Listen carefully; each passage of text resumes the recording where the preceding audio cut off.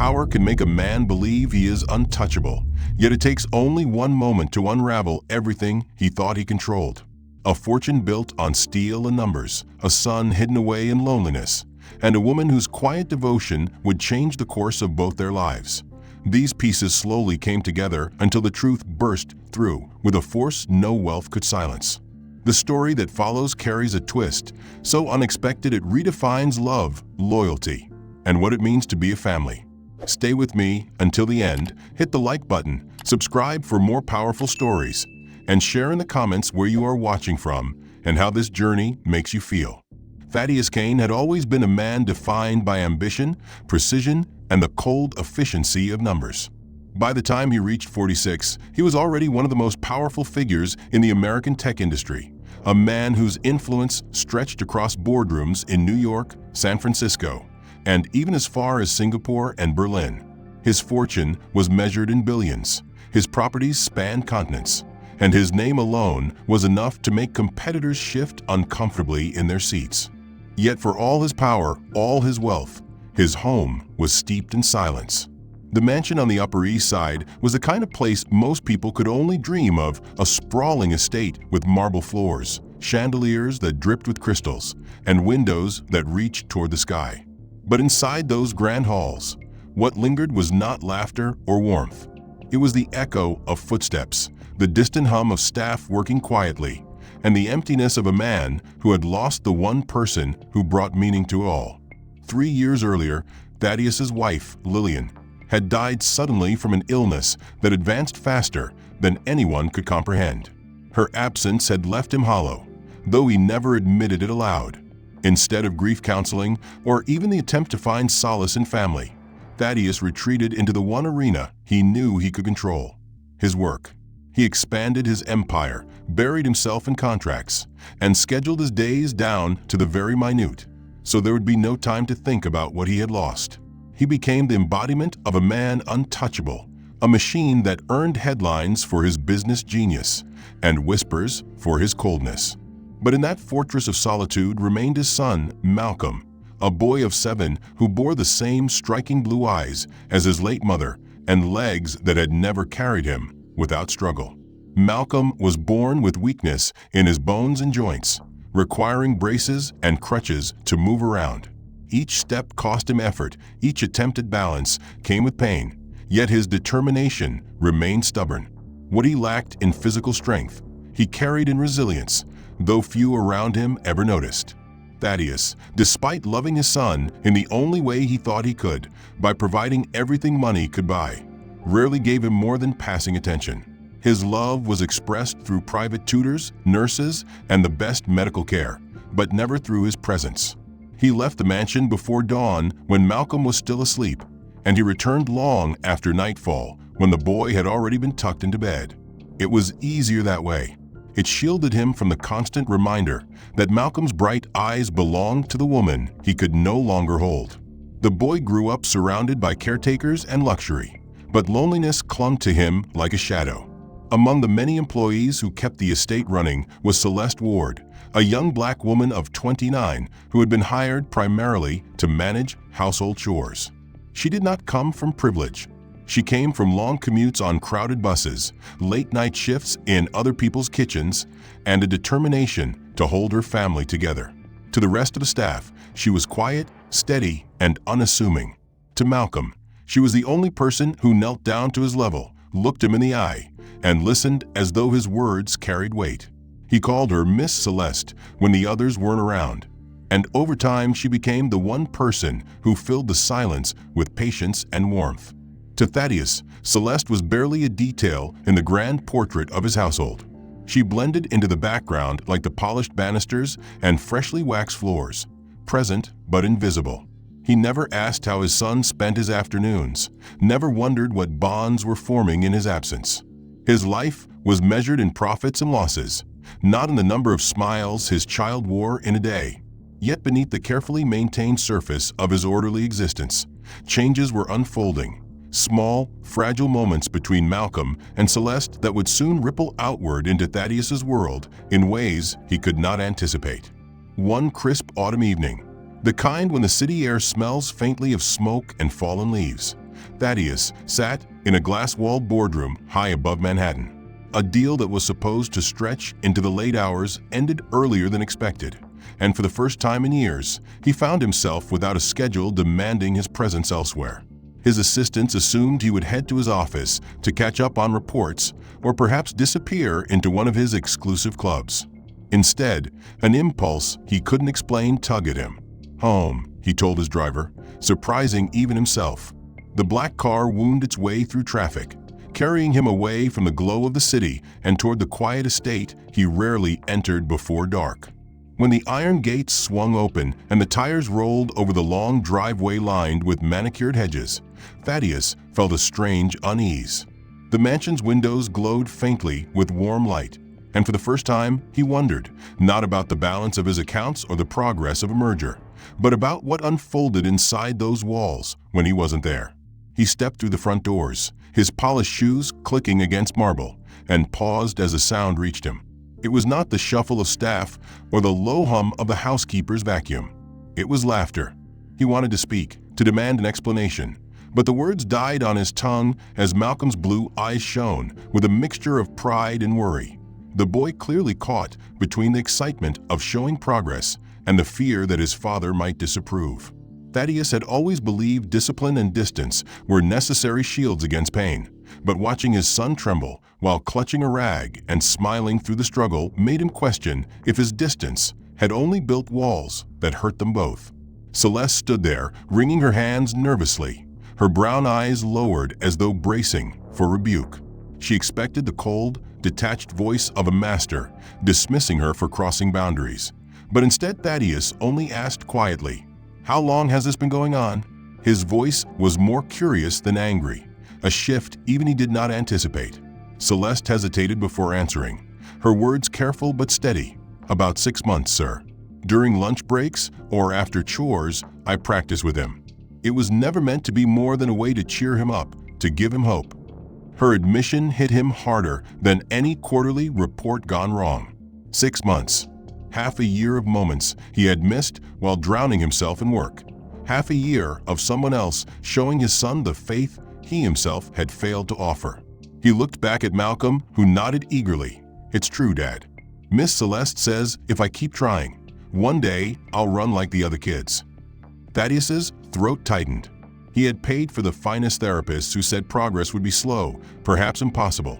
And yet here was his son, brimming with belief, standing longer than the doctors predicted, clinging to hope nurtured not by money, but by a woman who worked with scarred hands and weary eyes. For the first time in years, he asked himself what his fortune was worth if it could not buy the smile he was now seeing. Celeste shifted uncomfortably under his gaze, her voice softer now. "Sir, if I overstepped, forgive me. I know my place." I only wanted him to laugh, to feel less alone. That humility, spoken with both fear and quiet strength, pierced through the armor Thaddeus had worn since Lillian's death. He realized he knew nothing about this woman who spent more hours with his son than he ever did. He knew her schedule, her paycheck, her chores, but not her story. "Why would you know how to teach him exercises like this?" he asked, suspicion mingling with awe. Celeste looked down, hesitated, then finally answered with a truth she rarely shared. "My younger brother Marcus was born with weak legs too. All through my childhood, I carried him to therapy, learned the exercises, practiced with him until he could stand on his own. He's still not perfect, but he walks now. When I saw your boy's sadness, I couldn't stand by. I didn't want him to give up." The confession silenced Thaddeus. He had surrounded himself with professionals whose knowledge came from universities and textbooks. Yet here was a woman with no degree, no license, only lived experience. And she had achieved what they could not. She had ignited a fire of perseverance in his son. He saw her differently in that instant, not as a maid kneeling on polished floors, but as someone who had carried burdens heavier than he ever imagined. Malcolm stepped closer, his small hand gripping his father's sleeve. "Dad, Miss Celeste is amazing. She never leaves when I cry from the pain. She says I'm strong like a warrior." The boy's words struck him like a hammer. He could not remember the last time Malcolm had spoken to him with such excitement, nor the last time he had been present enough to listen. Shame washed over him, thick and undeniable. Celeste's voice wavered as she added, "If you want, I will stop. I'll never disobey your wishes. But please know, I only wanted the boy to smile every day. A child deserves that much." For the first time in a very long time, Thaddeus felt powerless, not against markets or rival corporations, but against the truth standing before him. His fortune, his empire, his entire carefully managed world meant nothing if his son grew up believing his father was a stranger. And yet here was a woman who had no obligation beyond dusting furniture and polishing floors. And she had given Malcolm something priceless: belief. Thaddeus could not find the words to express his tangled thoughts, so he simply told his son to head upstairs. Malcolm's crutches clicked against the stairs as he climbed, his voice echoing with stubborn devotion. "Miss Celeste is the best person in the world." When the boy disappeared into his room, the mansion fell silent again, though this time the silence was heavy with meaning. Alone with Celeste, Thaddeus studied her more carefully. For the first time he noticed her scarred knuckles, the calluses from long hours of scrubbing, the way her apron clung damply from kneeling on hard floors. These were the details he had overlooked, the details of someone who labored far beyond her pay, yet still managed to give hope to a child who desperately needed it. "You're not being paid extra for this," he said flatly, not as accusation, but as bewilderment. Celeste shook her head quickly. "No, sir. I never expected anything. I only enjoy spending time with him." That simple honesty humbled him more than any loss he had faced in business. She had so little, yet she gave so much. It forced him to consider his own absence, his failures not as a businessman, but as a father. For years, he had hidden behind the excuse of grief, convincing himself that working harder was the way to cope, when in truth it had only been the way to run. And now, confronted by this woman's resilience and his son's newfound strength, he realized the cost of his escape. That night, when he retreated into his study, the house no longer felt like the fortress he had built to protect himself from sorrow. It felt like a place he no longer recognized, a place where something had shifted, something he could not yet define. He poured himself a glass of scotch, staring at the amber liquid, but tasting only regret. For the first time since Lillian's passing, he admitted to himself that perhaps his son didn't just need a provider. Perhaps he needed a father who stayed, who listened, who believed. And perhaps, though it startled him to even consider it, the key to becoming that father had been in his house all along, quietly guiding his son with patience he had never offered.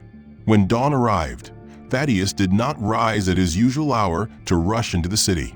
Instead, he lingered, walking the halls of the mansion with a quiet unease, noticing the details he had long ignored. The faint laughter echoing from Malcolm's room when Celeste arrived, the warm smell of breakfast drifting from the kitchen, the small sketches and crayons scattered on the table, evidence of a childhood he had been absent from. At exactly 7:30, he watched from a distance as Celeste guided Malcolm to the back garden. She laid a mat across the grass, her hands gentle but firm as she helped him stretch his legs. Thaddeus listened as she counted slowly, her voice patient, her words laced with encouragement, and he realized these sessions were not random but routine, a hidden rhythm to his son's life that unfolded every morning while he sat in traffic or prepared for board meetings. He saw his son strain, sweat forming on his small brow, yet smiling through it all because someone believed he could succeed. By the time Malcolm finished and Celeste congratulated him, calling him her little warrior, Thaddeus's chest ached with a mix of pride and shame. Later that evening, unable to suppress his questions, he asked Celeste to meet him in the study once Malcolm was asleep. She entered cautiously, her posture respectful but tense, her hands clasped together as if she was ready for dismissal. The study was lined with shelves of leather-bound books that Thaddeus rarely touched, a space designed to project power but devoid of warmth. As she stood silently near the desk, he leaned back in his chair and studied her with a seriousness that made her shift uncomfortably. Finally, he asked, "Where did you learn to do those exercises with Malcolm?" She hesitated, her eyes flicking downward before she answered softly, "As I told you, sir, my younger brother Marcus was born with weak legs. I grew up helping him, watching therapists, imitating their techniques, spending hours every day making sure he never gave up. Everything I know comes from those years, not from a classroom." Her honesty was disarming. Thaddeus had expected some attempt at exaggeration or defense, but instead her voice carried the weight of lived experience. "And why you give so much time to my son?" he pressed, his tone sharper than he intended. She swallowed hard, her fingers twisting slightly as she answered, "Because I know what loneliness looks like. I see it in his eyes. I cannot change his body, but I can give him something else: hope. A child should not spend his days waiting alone. A child should believe he is capable." The words sank into Thaddeus like a blade, because he knew they were true. He had never seen his son with such joy, had never been the one to tell him he was capable of more. It had always been tutors, doctors, or, in this case, Celeste. He realized he had been living in the same house as his son, yet had known nothing about him beyond reports from staff and bills from specialists. He tried to maintain composure, but the shame pressed hard. "Do you understand the risk you take? You are not a licensed therapist," he said, though even as he spoke, he heard the weakness in his argument. Celeste lowered her head, her voice trembling. "I know, sir. If you want me to stop, I will. But please believe me, I never meant harm. I only wanted him to feel stronger, to laugh again. If that was wrong, I will accept whatever consequence you decide." For a long moment, the study was silent except for the faint crackle of the fireplace. Thaddeus stared at her, but all he could think of was Malcolm's radiant face, the pride in his voice when he had said, "Miss Celeste says if I keep trying, one day I'll run like the other kids." Those words had pierced him because they revealed not only his son's dream, but his son's faith in someone else, a faith that should have been placed in his father. His voice softened unexpectedly as he asked, "Does Malcolm truly believe he can run one day?" Celeste lifted her gaze, her eyes glistening, and nodded. "Yes, sir, because I tell him he can. Because he has heart. He may fall, he may cry, but he always tries again. That makes him stronger than many grown men I have known." Her words resonated deeply, stirring emotions Thaddeus had buried since Lillian's death. For the first time, he allowed himself to imagine a different version of his son's future, not one limited by medical predictions, but one expanded by belief and persistence. That night, unable to contain the swirl of thoughts, Thaddeus walked to Malcolm's room long after the boy had fallen asleep. He stood in the doorway, watching the small figure curled beneath blankets, the crutches neatly set beside the bed. He realized he could not even recall the last time he had stood in this spot simply to watch his child breathe.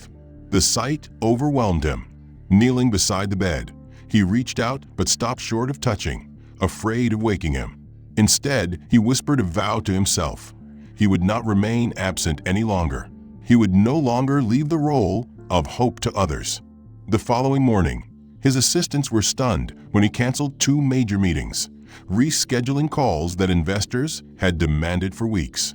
He ignored their protests and instead remained in the mansion, watching as Malcolm and Celeste began their garden routine. When Malcolm noticed him standing at the edge, his face lit up in shock. "Dad, you're here," he said, wobbling with excitement. Thaddeus smiled faintly and nodded. "I want to see what you've been working on."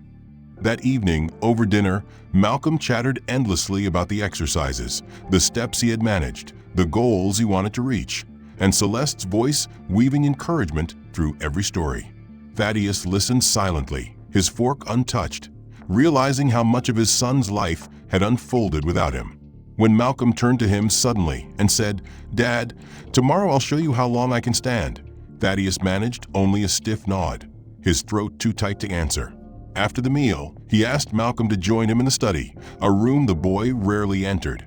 And for once he wanted a conversation not about business, but about truth. Malcolm followed reluctantly, his crutches tapping against the polished floor, his small figure swallowed by the enormity of the shelves and heavy oak desk. Thaddeus gestured for him to sit, then crouched down to his level, something he had not done in years. "Son," he began, his voice uncertain, "do you like working with Miss Celeste?" Malcolm's face brightened immediately. "I love it, Dad. She makes me feel strong. She tells me I'm a warrior." Thaddeus tried to smile, but his chest ached. He leaned closer, asking carefully, "And what about me? Am I your friend too?" The boy hesitated, his expression changing. He lowered his gaze, fidgeting with the handle of his crutch, and finally whispered, "You're my dad, not my friend. A friend is the one who's always there." The words struck Thaddeus harder than any blow, sharper than any loss he had endured in business. He sat frozen, his heart hammering as he realized the enormity of his absence. His son loved him, yes, but not as a companion, not as someone present. He had become a figure of authority, a provider of things, but never the one who listened, never the one who stayed. The silence stretched between them until Malcolm looked up nervously, his eyes wide as though worried he had said something wrong. Thaddeus swallowed hard, forcing himself to speak. "And you feel Celeste is your friend because she is always here?" Malcolm nodded eagerly, relief flashing across his face. "She listens to me. She doesn't hurry me when I can't move fast. She plays games that I can actually play. And she believes I'll walk one day like the other kids. That makes me happy." Each word was a dagger of truth, carving into Thaddeus's conscience. He realized his son's joy, his progress, his belief in himself, all stemmed from the presence of a woman who was supposed to be invisible in his world. Celeste had filled the void he had created by absence, and though it humbled him, he could not deny that without her, Malcolm would have remained a lonely boy with fragile legs and little hope. He reached forward, placing a hand gently on his son's shoulder. "Malcolm, I want to be more than just your father. I want to be here too.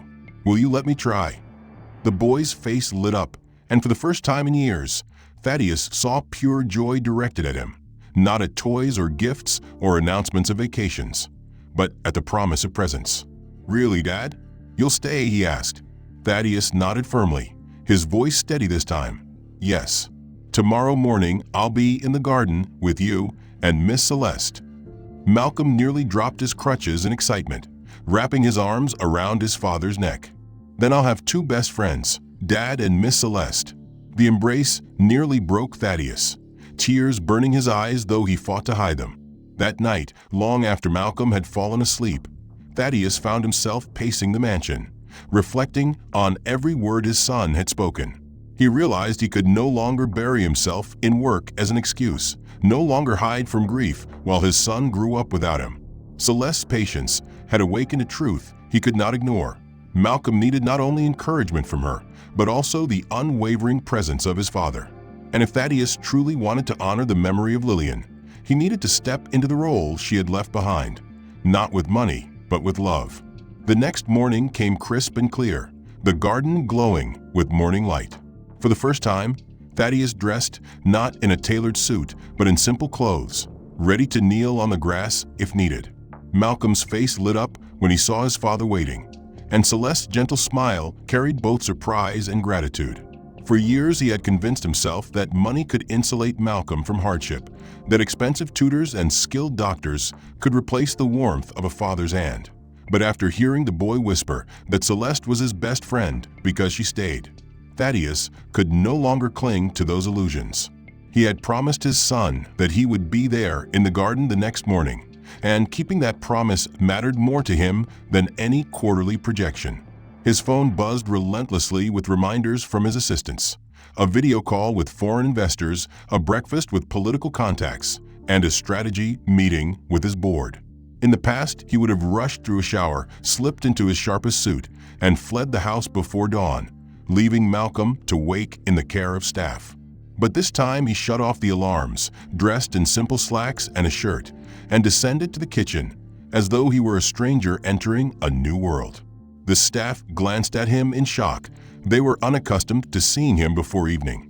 Celeste stood by the stove preparing pancakes, her hair tied back, her movements efficient but graceful. When she turned and saw him, her eyes widened slightly, then softened with understanding. "Good morning, Mr. Kane," she said cautiously. "Good morning, Celeste," he answered, his voice gentler than usual. "Is Malcolm awake yet?" She shook her head. "Not yet, sir. He wakes around 7:30. Then we eat before training." Thaddeus nodded, silently absorbing how little he had known about his son's daily rhythm. At 7:30 sharp, Malcolm hobbled into the kitchen, rubbing sleep from his eyes. his crutches clattering softly against the tile. When he spotted his father at the table, his face lit up with disbelief. "Dad, you didn't leave?" he asked breathlessly. "No, son," Thaddeus said, smiling faintly. "I told you I'd stay, and I keep my word." Malcolm nearly dropped his crutches in excitement, his joy bubbling over as he rushed to sit at the table.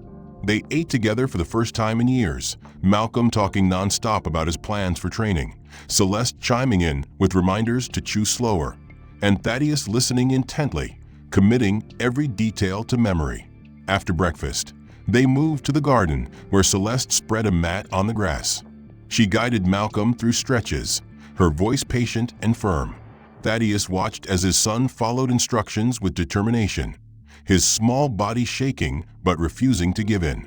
When Malcolm managed to balance without crutches for nearly a full minute, he shouted with triumph, and Thaddeus felt pride swell in his chest. For the first time, he was not hearing about progress from a report or a doctor's note, but witnessing it himself. And the difference was staggering. That afternoon, instead of rushing to the office, he canceled his remaining appointments and sat in the library with documents spread before him, though his mind was not on profit margins, but on Malcolm's smile. He began to question everything: the empire he had built, the sacrifices he had demanded of himself, and whether success had cost him the very thing he should have valued most. That evening, as Malcolm drew pictures in the living room, Thaddeus sat nearby, pretending to read, while secretly watching his son sketch stick figures of himself, his father, and Celeste in the garden. He labeled them the Dream Team, and when he proudly showed his father the drawing, Thaddeus nearly broke down. "That's us, Dad," Malcolm said. "You're the superhero, Miss Celeste is the coach, and I'm the warrior." The innocence of the words humbled Thaddeus. He realized his son had already rewritten the story of their family, placing him back into the center, not as a distant provider, but as a hero who stayed. The next morning, when his secretary called to remind him of a breakfast meeting with investors, he answered firmly, "Cancel it. Reschedule everything for next week." The secretary stammered in confusion, but Thaddeus did not explain. He had made his choice. For the first time in his career, he placed family above business. As the days passed, this choice became habit. Each morning he joined Malcolm and Celeste in the garden, each breakfast filled with chatter and laughter instead of silence, each evening ending with drawings or stories instead of unread financial reports. His empire did not crumble without him, though whispers in the industry speculated about his unusual absence. But Thaddeus no longer cared what society thought.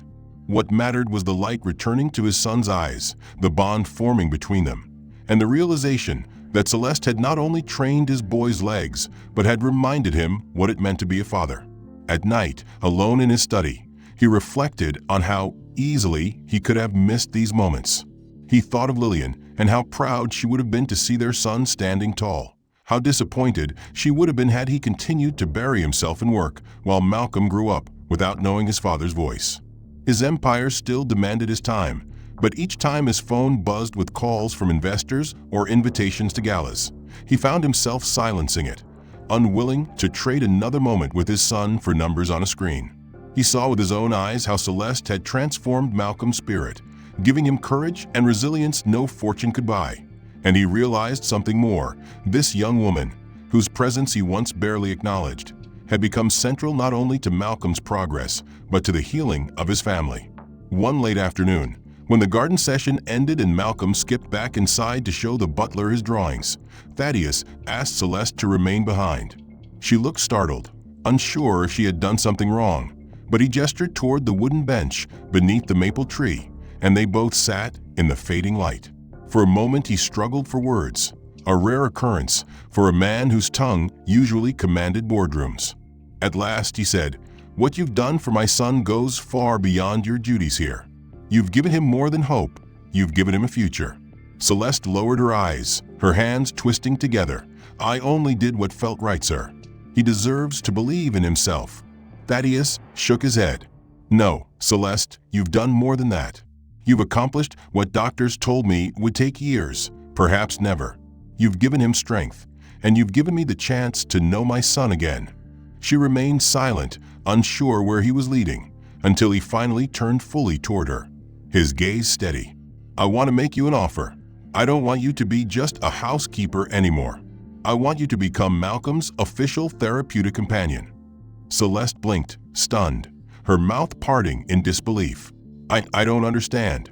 You mean you want me to stop cleaning and only focus on him?" Thaddeus nodded. "Yes. I'll hire additional staff for the chores. Your sole responsibility will be to support Malcolm, to continue what you've been doing, but with proper recognition and compensation." Celeste's heart pounded in her chest. "But sir, I have no degree. Everything I know comes from helping my brother. I'm not a professional." Thaddeus leaned forward, his voice calm but resolute. "Then I will sponsor your education. I'll cover tuition, books, everything you need to earn a license in physical therapy. Meanwhile, you'll continue working with Malcolm.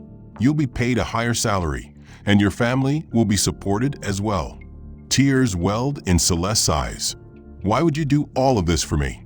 Thaddeus's answer came softly, but with the weight of truth.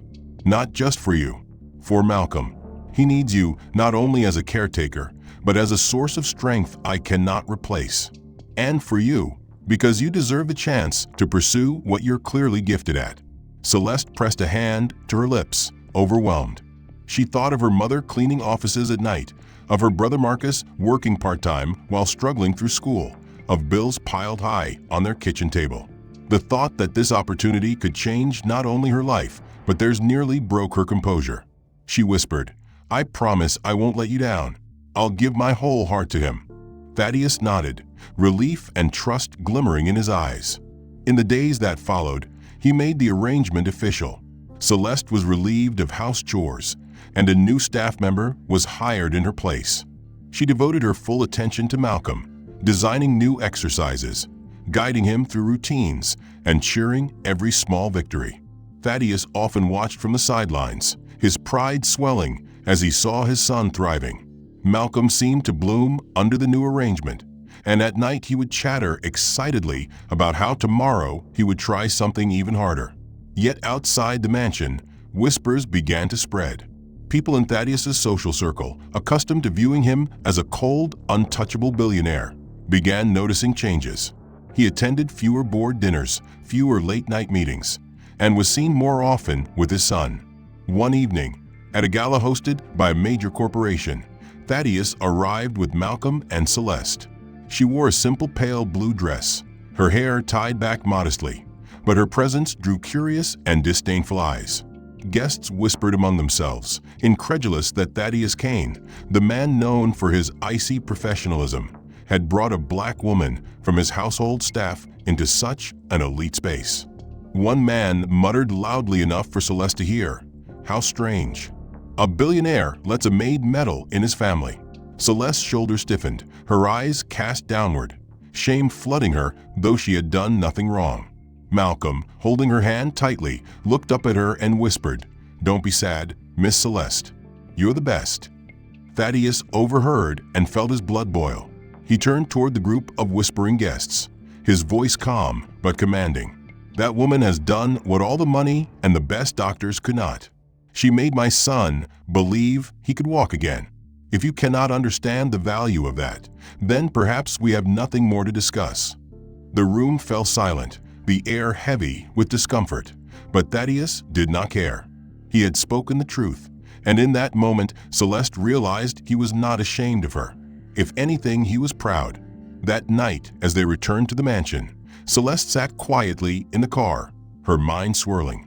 She had never expected recognition, never expected to be defended by the man who once barely noticed her presence. But now he had given her something she never imagined: dignity. And though she feared the whispers of society, she knew deep inside that what mattered most was Malcolm's laughter, Malcolm's progress, and the trust that had formed between her and the father who had once been absent.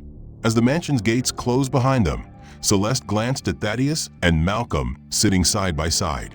For the first time, she felt less like an employee and more like a part of something larger, something fragile yet growing stronger each day. For years, she had lived in the shadows of wealth, invisible to those who thought her worth was tied only to the scrubbing of floors and the polishing of furniture. But now the wealthiest man in the room had acknowledged her in front of his peers, declaring her role in his son's triumph as priceless.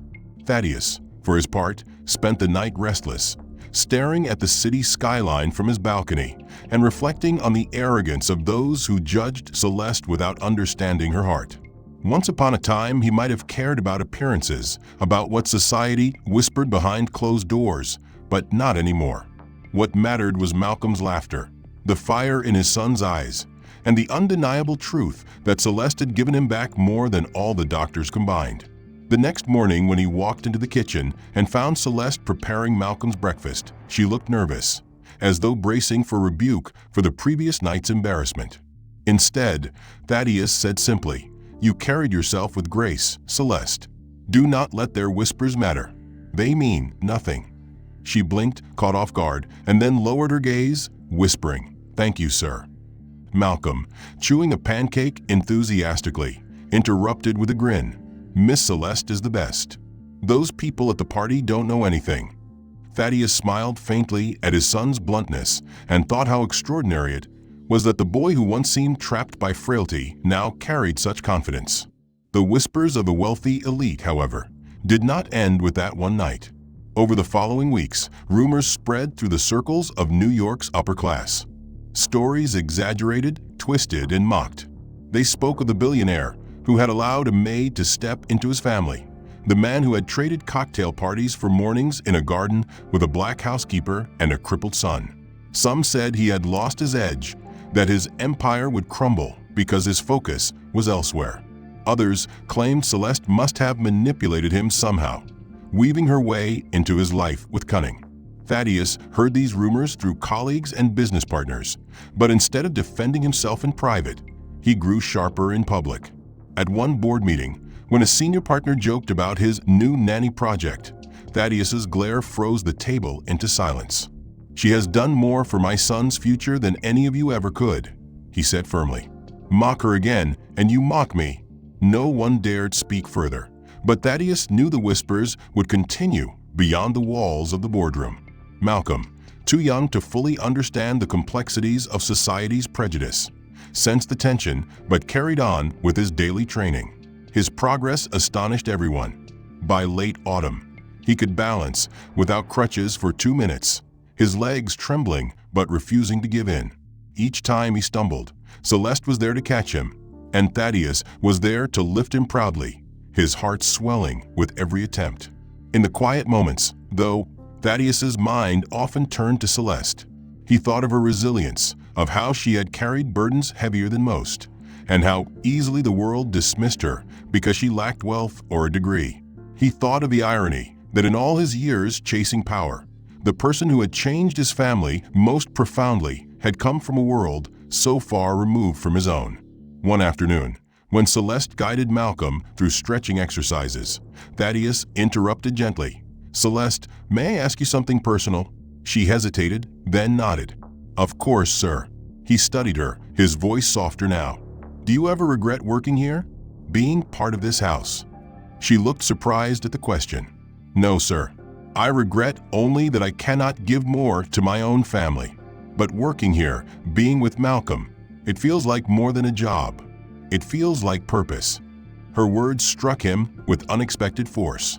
For years, his purpose had been profit, expansion, and domination of markets. Now, as he listened to her speak, he realized purpose was simpler, more profound, to give another person hope. At that same moment, Malcolm piped up, his face glowing. "Dad, I'm going to walk across the garden one day. Miss Celeste says I will, and she never lies." The conviction in his son's voice silenced any doubt left in Thaddeus's heart. Still, the weight of society's whispers pressed heavily. Invitations to high society gatherings grew fewer, business partners questioned his priorities, and even old friends began to distance themselves. Yet Thaddeus found that he did not care. Each time he saw Malcolm smile or Celeste's encouraging nod, he knew he had chosen rightly. The world outside could whisper what it wished, but within the walls of his mansion, something stronger was being built. One evening, as Malcolm slept, Thaddeus found Celeste in the kitchen cleaning up after dinner. He leaned against the doorway and spoke quietly. "You've given me more than I can ever repay." She looked startled, then shook her head. "You owe me nothing, sir. I only did what I could." But Thaddeus knew it was not nothing. It was everything. He had faced down corporations, politicians, and rival tycoons, yet nothing compared to the courage it took to face his son's loneliness. Celeste had faced it for him when he could not. Caldwell was a businessman nearly as wealthy as Cain, though their philosophies had always differed. Where Thaddeus valued discipline and innovation, Caldwell was known for extravagance and manipulation. Still, they had crossed paths often enough in boardrooms that Thaddeus took the call. "Thaddeus," Caldwell's voice crackled with forced warmth. "I've heard remarkable things about your maid." Thaddeus stiffened instantly, his knuckles whitening as he gripped the phone. "She's not my maid," he answered coolly. "She is my son's companion."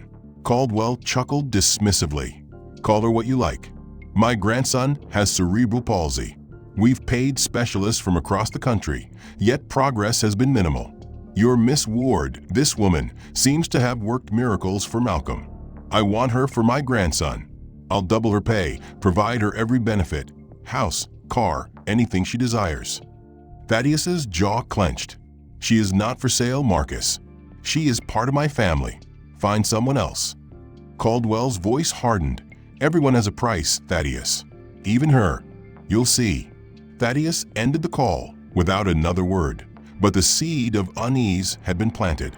He knew Caldwell's reach, his ability to entice with wealth, and though Thaddeus trusted Celeste, he also understood the strain her family lived under. That evening, as Malcolm sketched superheroes at the dining table, Celeste approached Thaddeus in the hallway, her eyes clouded with uncertainty. "Mr. Kane," she began hesitantly, "I received a job offer." He felt his stomach tighten, though he had expected this moment. "From Caldwell," he said flatly. Celeste nodded. "They promised to take care of my mother, to cover my brother's schooling. The amount they offered could change everything for my family. I don't know what to do." Her honesty struck him with equal parts admiration and fear. He studied her face, saw the conflict etched in her features, the pull of responsibility to her own blood against the bond she had formed with his son. "What will happen to Malcolm if you leave?" Thaddeus asked quietly, his voice measured but heavy. Celeste's eyes brimmed with tears. "He would be devastated. He trusts me as much as he trusts himself. Just thinking about leaving breaks my heart. But my family has struggled for so long. I can't pretend the offer wouldn't help them."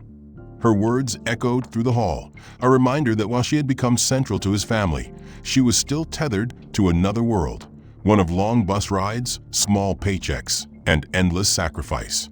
Thaddeus felt a swell of respect for her honesty, and at the same time a fierce determination to keep her close. "Then I will not let that happen," he said firmly. "I will ensure your mother and brother are cared for. Whatever Caldwell offered, I will match or surpass. But more importantly, Celeste, I need you to understand, you are not just an employee. You are part of this family." Celeste broke down then, her shoulders trembling as silent tears fell. "I will stay," she whispered, her voice breaking. "I will stay for Malcolm, for everything." In that moment, Thaddeus realized his household had faced its first true trial, and it had been weathered not by contracts or wealth, but by loyalty, the kind money could not buy. Over the following weeks, as autumn deepened into winter, the Kane mansion transformed further. Each morning, Thaddeus continued to join Malcolm and Celeste in the garden, the chill in the air no match for the warmth between them. Malcolm's progress astonished everyone. He could now walk short distances with minimal support, each step shaky but victorious. Each stumble met not with tears, but with determination to try again. Celeste remained his anchor, always at his side, always lifting him with words of encouragement, while Thaddeus provided the steady reassurance of a father rediscovering his place. Yet the world outside continued its scrutiny. Business associates whispered about his distraction.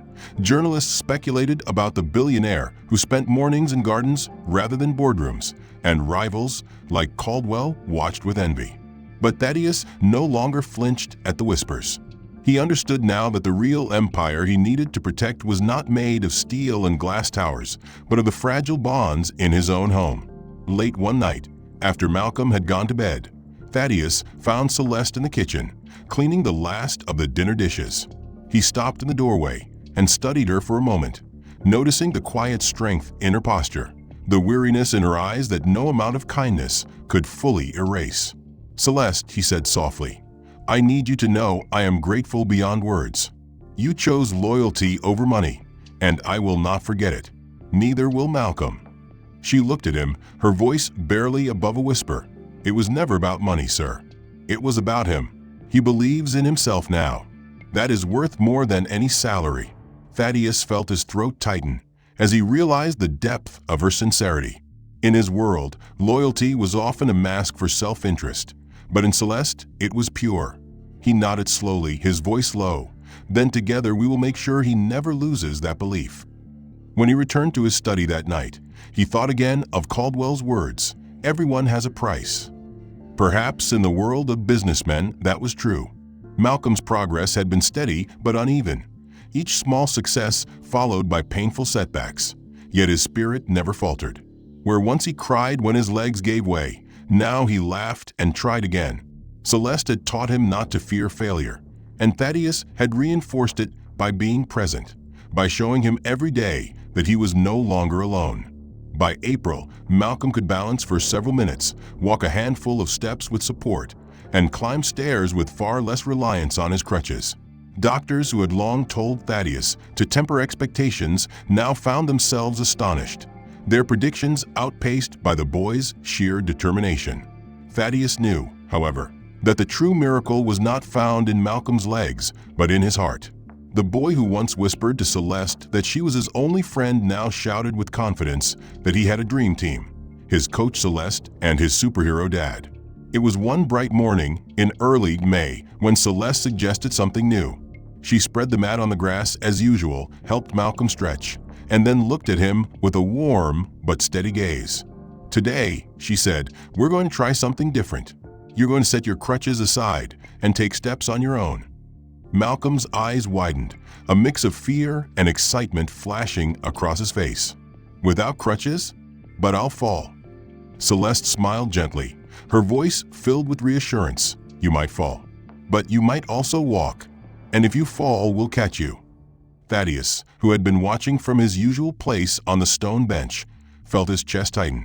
He had prepared himself for Malcolm's progress, had celebrated each new milestone, but the thought of seeing his son attempt steps unaided filled him with a trembling anticipation he had not felt in years. He rose to his feet, walked onto the grass, and knelt several feet away, opening his arms wide. "You can do this, son. I believe in you." Those words, simple but profound, lit Malcolm's face with determination. He glanced once at Celeste, who nodded encouragingly, then turned his eyes to his father's outstretched hands. With trembling fingers, he set his crutches on the mat, his small body quivering with the weight of freedom and fear. Then he took a deep breath, clenched his jaw, and lifted one foot. The first step was shaky, his knee wobbling dangerously, but he managed to plant it firmly on the ground. Gasps caught in both Thaddeus's and Celeste's throats. He lifted the second foot, moving it forward, his arms flailing slightly for balance. His face tightened with concentration, sweat beading on his brow, but his eyes never left his father's. One step, Celeste counted softly. 2 steps, 3. By the third step, Malcolm's legs began to tremble violently, but he pushed forward with a cry that was both fear and triumph. He stumbled then, his body pitching forward, but before panic could set in, Thaddeus's arms were around him, catching him, holding him tight. Instead of crying, Malcolm laughed breathlessly, tears streaming down his face. "Dad, I walked. I really walked." Thaddeus's own eyes blurred with tears as he clutched his son, his voice breaking. "Yes, you did, my boy. You walked. I've never been prouder in my life." Celeste, standing nearby with her hand pressed over her mouth, let her own tears fall freely. "You did it, little warrior," she whispered. "You truly triumphed." The garden rang with laughter and applause as though the trees themselves celebrated. And for Thaddeus, no business deal, no skyscraper, no fortune could compare to the sight of his son taking those first unaided steps. The following days carried a new energy into the mansion.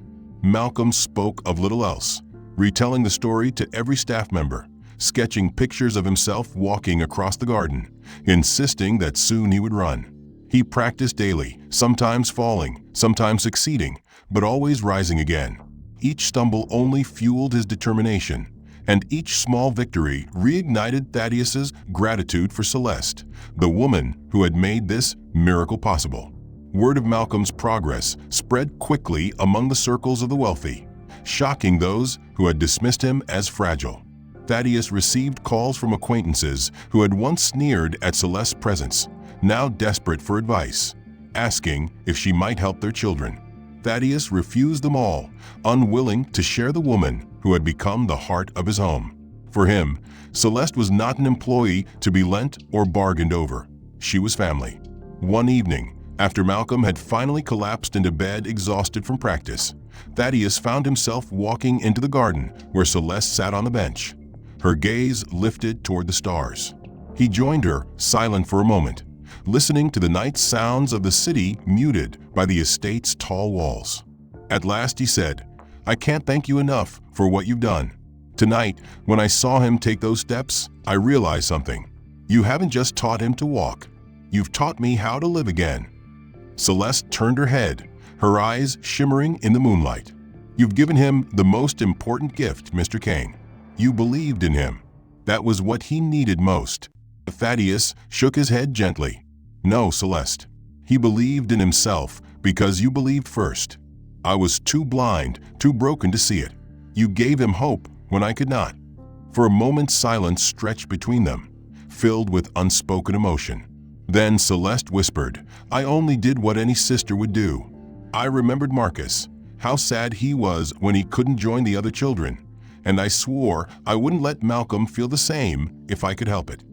Thaddeus's chest tightened at the mention of her brother, realizing again the depth of her sacrifice. He understood now why her methods worked, because they were born of love, of resilience, of lived struggle, not of textbooks. The weeks following Malcolm's first unaided steps in the garden passed like a dream, each day bringing new progress, each evening closing with laughter that echoed through the once silent halls of the Kane mansion. For the first time in years, the house felt alive, not with the sterile rhythm of staff or the cold hum of business calls, but with the warmth of a family rediscovering itself. Malcolm, proud and determined, pushed himself harder than ever, eager to show his father and Celeste what he could achieve. Thaddeus, who had once buried himself in work, now woke each morning with anticipation not for market reports, but for breakfast with his son and the training sessions that followed.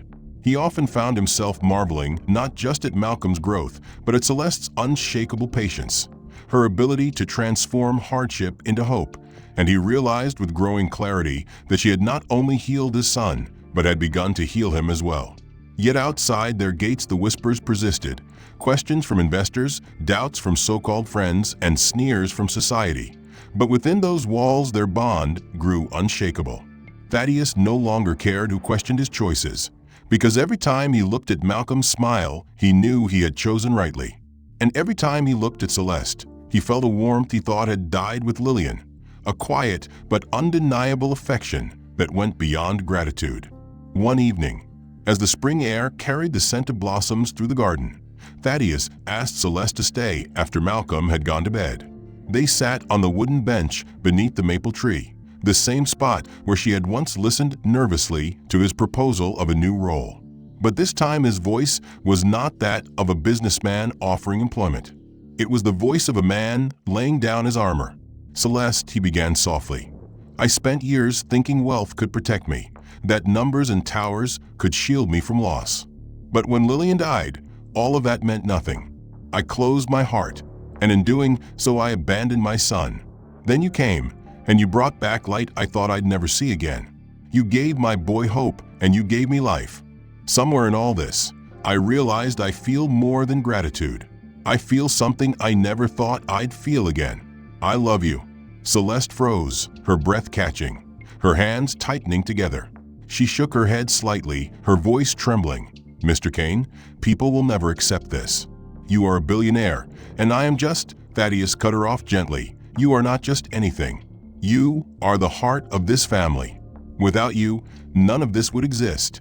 Tears welled in her eyes as she tried to protest, but he placed a hand over hers, steady and sincere. "I don't care what society whispers.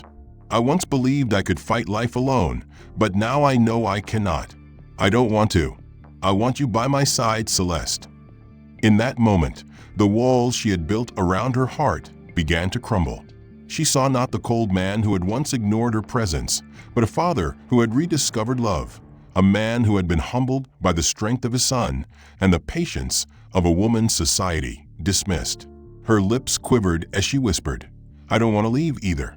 If you'll have me, I'll stay, not just for Malcolm, but for you."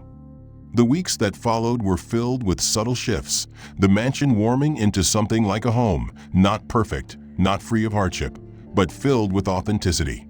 High society continued to whisper, but Thaddeus ignored them, his focus unshaken. Then, one golden evening in the garden, where Malcolm had taken his first steps, Thaddeus knelt before Celeste, holding a small ring that had belonged to his mother. "Celeste Ward, will you marry me?" She gasped, tears spilling as she nodded, unable to form words. Malcolm, dressed in a small suit on the day of the wedding, held her hand proudly and declared to his father, "Today, I give you Miss Celeste. Now we really are a dream team." The vows were spoken not in a lavish ballroom, but in the garden that had become sacred ground. Thaddeus vowed to place family above all else, to love and cherish not only his son, but the woman who had given them both a reason to live. Celeste promised not to replace what had been lost, but to build a new foundation where love and hope would thrive. As they exchanged rings, Malcolm clapped his hands, laughter ringing through the garden, and in that sound Thaddeus knew his life had changed forever. The once cold billionaire had been remade, not by wealth or success, but by the miracle of love and the quiet courage of a woman who believed when no one else did. In the end, the message was simple yet profound. No empire of steel or fortune of gold could ever compare to the strength of a family bound by love, trust, and hope. The end. If you enjoyed this story and want to hear more like it, make sure you hit the like button and subscribe so you never miss the next one. Tell me in the comments what you thought about the plot. Did Thaddeus, Malcolm, and Celeste's journey surprise you in the end? And I'd love to know, where in the world are you watching from right now? Your thoughts and stories mean a lot, and I read every single one.